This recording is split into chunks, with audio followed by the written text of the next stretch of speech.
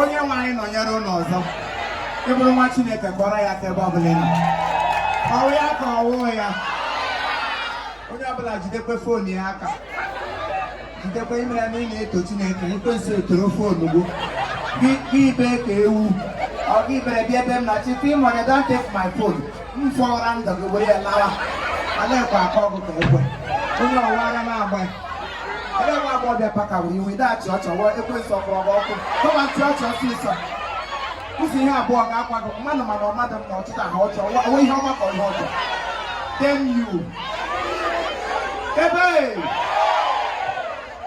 nna m ịtara m ahụ na anyị jikwa ahụ ọwa ọrịa ndoko ọ ga-adị gị mma ndị za mere isi ga-agbala ụka ọwa ada akwụ gị ụgwọ ka ọfiri ike na-enye ha ka iburu isi bụrụ ụka na valentine a ada akwụ gị ụgwọ ị ga-ewe ya oghe ị ga-ewere tụfuroro n'elu ọgụnwa ga-akwụ ụgwọ ekwe hụbedo n'iri gị na-akwụ nwaanyị ụgwọ hapụ nwatakịrị ọ gatara ahụhụ dịrị ya ebe o taa wụ taa onye nọ gị n'akụkụ si ya n'ebe ya ga-awụ ụdị ọnwụ na anwụkwara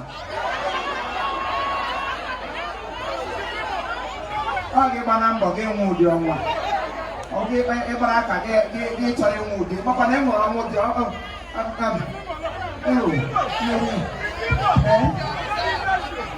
Bouncer, we'll tell you why let's please. We'll tell you here. Because my uncle over here with me, all my ancestors, my ancestors,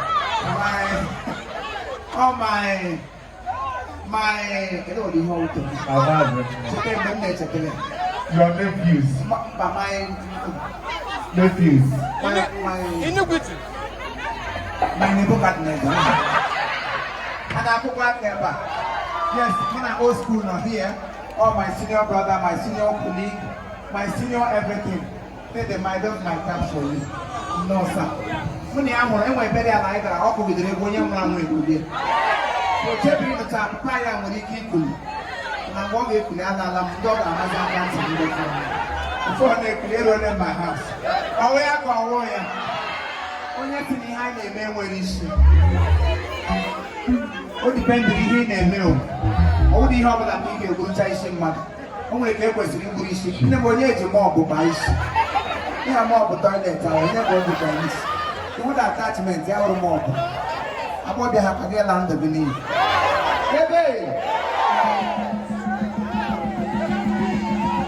It's my business. I don't feel small before. Our uncle, they're the people. They're waiting. Are you ready to dance now? Who want to dance? When you got to make up